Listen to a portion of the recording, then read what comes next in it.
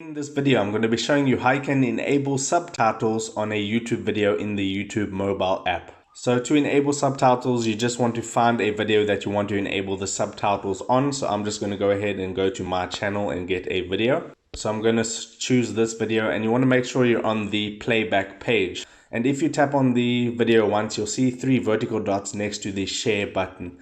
If you go ahead and tap on those 3 dots, you can see that the third option there is captions. If I tap on captions, you can see all the available captions for this video. So if I go ahead and select English, that's going to enable the captions. As you can see, there's captions on the video now. And if you want to go ahead and turn off the captions, you just tap on those 3 vertical dots again, tap on captions, and then turn off captions. So that is how you enable captions on the YouTube mobile app.